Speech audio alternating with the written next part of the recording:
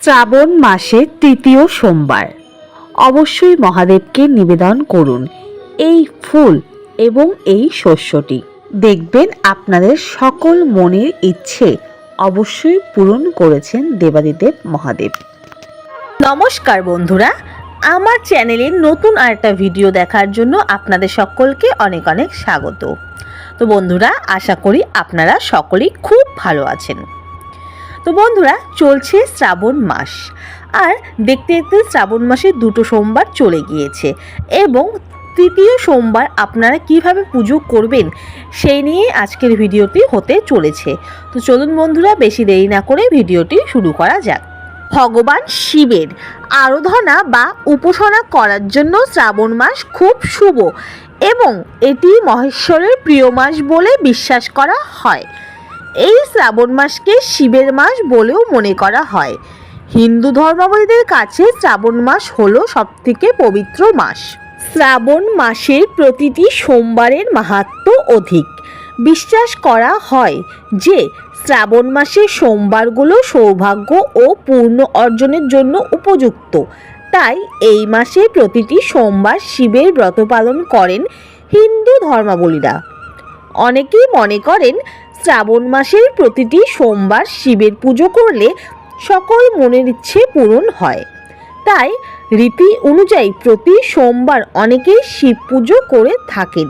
তো বন্ধুরা, এখন আমরা জেনে নেব শ্রাবণের সোমবারে ব্রত করার উপকার।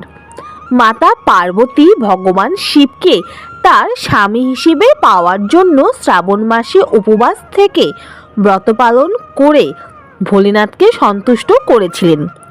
এই মাসে ভক্তরা শিবের পুজো করে সুখী বিবাহিত জীবনের জন্য শুভকামনা করেন। কোনো ব্যক্তির বিবাহিত জীবনে সমস্যা থাকলে শ্রাবণ মাসে পুজো করে উপকার পাওয়া যায়। তো বন্ধুরা, এখন আমরা জেনে নেব পবিত্র শ্রাবণ মাসে সোমবারের পুজো বিধি। সোমবার সকালে উঠে স্নান সেরে মন্দিরে গিয়ে শিবের জলাভিষেক করুন। মহাদেবের পুজোয় আকন্দ ফুলের মালা, ধতুরা ফুল, বেলপাতা অবশ্যই রাখুন এবং কাঁচা দুধ দিয়ে স্নান করান। শিবলিঙ্গে ভাং, চন্দন, চাল অর্পণ করুন। মনে করা হয় যে মহাদেবের পুজোয় চাল অর্পণ করলে আর্থিক সমস্যা থেকে মুক্তি পাওয়া যায় এবং অর্থ বৃদ্ধি পায়। পার্বতী এবং নন্দীকেও গঙ্গাজল ও দুধ অর্পণ করুন। সকল দেবদেবীকে তিলক লাগান। হিন্দু শাস্ত্র অনুসারে শ্রাবণ মাসের প্রতি সোমবার মহাদেবের পুজোয় গম অর্পণ করলে সন্তান ধারণের স্বপ্ন পূরণ হয়।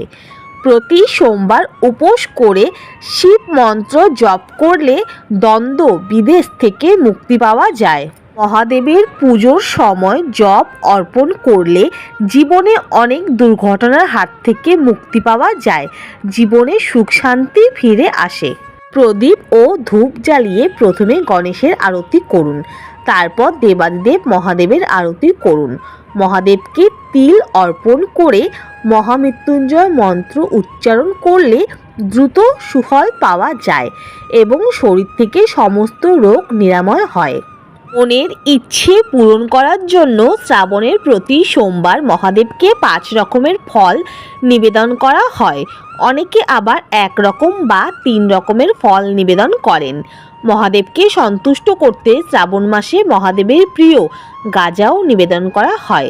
তার পাশাপাশি মহাদেবের প্রিয় দুধের তৈরি মিষ্টি বা সন্দেশ নিবেদন করা হয়।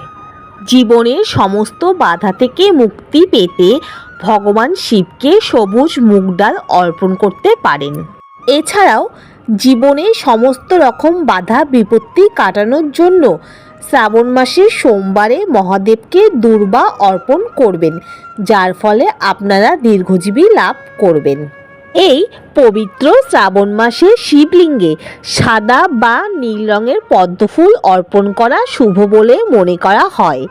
শ্রাবণ মাসে শিবলিঙ্গে পদ্মফুল অর্পণ করলে নাকি 108টি কানের ফুল নিবেদন করার সমান হয়।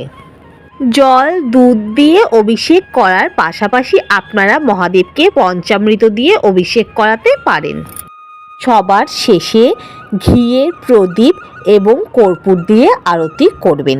তো বন্ধুরা, আশা করি আজকের ভিডিওটি আপনাদের ভালো লেগেছে।